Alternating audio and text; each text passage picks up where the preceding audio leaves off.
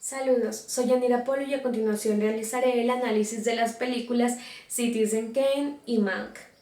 Citizen Kane es una película que se estrenó en el año de 1941 bajo la dirección de Orson Welles y el guión de Orson Welles junto a Herman Mankiewicz. En esta película se narra la vida de Charles Forrest Kane junto a todo lo que fue su ideología política, su influencia en la sociedad, la excentricidad de su mansión, ya que era un multimillonario que podía poseer todo cuanto desease. Y todo esto se conoce tras los testimonios de muchos allegados de él que surgen a partir de una investigación realizada por un periodista cuyo único interés era conocer el significado u origen de la última palabra de Kane al morir, la cual fue Rosewood. En ningún momento de la película se muestra o se describe exactamente lo que significaba la palabra de Rosewood, sin embargo, en la última toma es un primer plano de la palabra tallada sobre el trineo con el cual jugaba Kane cuando aún vivía con sus padres, lo cual me hace creer personalmente que es el anhelo que tenía Kane por los momentos en los que aún estaba junto a su familia, antes de toda la riqueza y el poder que llegó a tener al ser entregado a Thatcher. La película Mank, que fue presentada en el año 2020 y fue dirigida por David Fincher, cuyo guión había sido creado por su padre Jack Fincher, es una película en la cual se narra en cambio la vida de Mankiewicz, de Herman Mankiewicz, quien se dice sería el autor real de esta excelente obra que marcó un precedente en la historia del cine. Esta película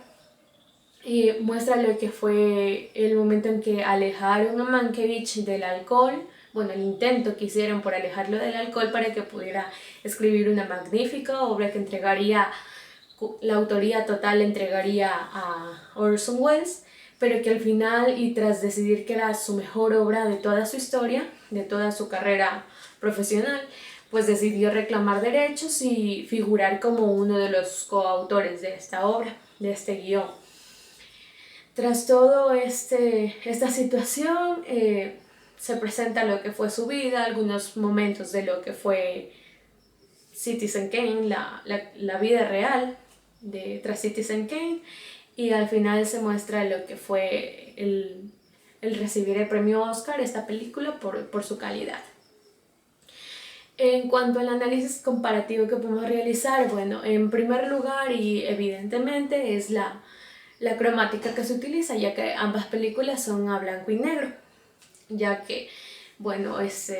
la película de Mank, al querer ser adaptada a la década de los 30, utiliza los colores pues, propios de la época, porque no podría ser de otra forma. Uno de los puntos también, en este caso ya mucho más importante, es la forma de la narrativa, ya que si analizamos Citizen Kane podemos observar que existen muchos flashbacks, ya que la historia no sigue un hilo conductual, sino que inicia desde el fallecimiento de Kane, y en ese momento, tras varios, o sea, poco a poco con cada testimonio se va regresando a un momento pasado de la vida de Kane, en el cual se puede conocer un poco más del personaje. Por su parte, en Mank existe y tiene un poco de diferencia, pero igual existen los flashbacks, ya que si bien inicia en el momento en el que Mank llega al rancho o a la posada en donde va a estar asilado hasta escribir esta obra, al final terminan habiendo variaciones del tiempo, ya que si empieza en un momento presente, tiene viajes hacia el pasado en los cuales recuerda situaciones que vivió junto a quien en este caso será su personaje Kane, y también junto a quien haría el personaje de Susan, que en esta película, en Mank, se llama Marion. Si analizamos esto, pues en ambas películas existen flashbacks y son una narrativa muy importante a la cual hay que ponerle bastante atención para un mejor entendimiento y facilidad de comprensión de lo que es la película. Por su parte también es muy importante rescatar la similitud que existe entre el aspecto físico de los personajes, la coherencia que llevan en las dos películas, ya que en Citizen Kane un ejemplo claro es Susan Alexander Kane, la esposa de Kane, y que en la película Mank es representada por Marion. En este caso se puede observar que ambas actrices tienen gran similitud física y que incluso en lo que es el vestuario que ellas llevan se conserva muchísimo la similitud entre lo que es toda la estética, ya va desde su vestuario hasta lo que implica su maquillaje. Asimismo, en cuanto a los escenarios, existe gran similitud, se puede observar que conservan mucha semejanza. Por ejemplo, lo que es la casa de Kane, la mansión de Kane presenta una chimenea que se parece muchísimo en el escenario también de Mank, lo que es el comedor amplio, incluso se toma una parte muy importante, que es que en la película de Citizen Kane se menciona la excentricidad que incluso Kane, por el poder que tenía, aparte de conseguir todas las estatuas y obras de arte que él decía, también tenía animales exóticos. En este caso se muestran unas jirafas, y en la película Mank también se utilizan a estas jirafas en una de las escenas en las que Mankiewicz se encuentra junto con Mario, y se observa a las jirafas que están a un costado de la escena. Incluso en esto guardan muchísima relación. También podemos notar lo que es la iluminación. Existe gran similitud de lo que es iluminación, y personalmente destaco lo que son o diferencio dos tipos de iluminaciones que se dan, que tanto en Citizen Kane como en Mank se utiliza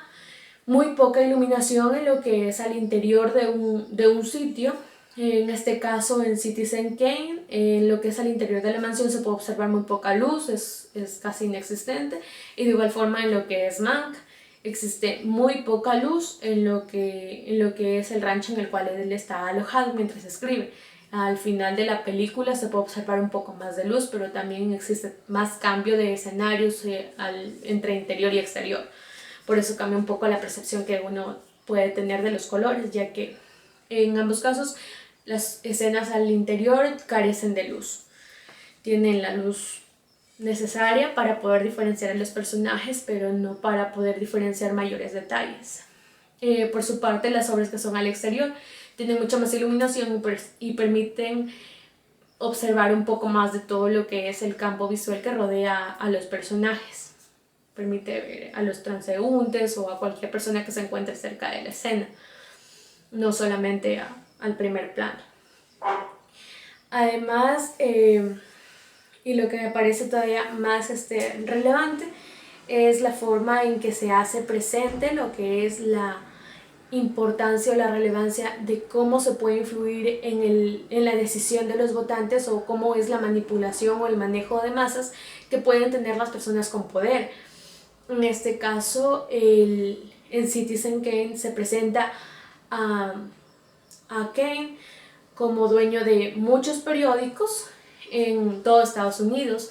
y con esto él consigue hacer que las personas crean y voten por quien él desea, por quien es afín a sus cuestiones políticas, a su ideología política. Y en lo que es Mank, de igual forma se puede observar cómo quien tiene el poder decide quién gana, cómo hacen creer al votante en lo que ellos expresan. Finalmente solo puedo decir que las dos películas son muy interesantes y tienen muchísimo valor, porque, bueno, incluso la relación entre ellas las hace todavía mucho más interesantes, porque con una película como Citizen Kane y luego observando Mank se puede entender mucho del contexto de la época, de cómo se manejaban los intereses dentro de este círculo social. Y bueno, lo que sí son películas que al presentar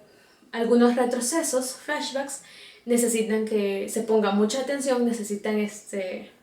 bastante atención e interés por parte de quien las observa, del espectador, ya que, bueno, analizándolo a la época actual, el espectador actual está únicamente habituado a observar cine más rápido, películas mucho más cortas, probablemente de 1 hora y media o incluso menos. Entonces, conseguir que un espectador actualmente ponga atención mucho tiempo a un mismo escenario, aún más a blanco y negro, es bastante complicado, pero simplemente se está perdiendo conocer de algo que es muy agradable, porque si bien requiere un poco más de trabajo y de interés del espectador, pero es algo que vale la pena porque, bueno, son unas películas que nos permiten conocer un poco más de ciertos trucos o composición que se utiliza en esa época y que realmente sí las hace interesantes, pero como repito, también es necesario que quien la está observando en la película le ponga atención, porque caso contrario, pues algunas personas pueden opinar que es una película un poco aburrida o confusa, que no se entiende, pero pues más que culpabilidad o responsabilidad de quién la creó o de quién la escribió, es responsabilidad del espectador que tal vez no pone la atención debida. Y bueno, este es mi análisis de Citizen Kane y Mank y muchas gracias.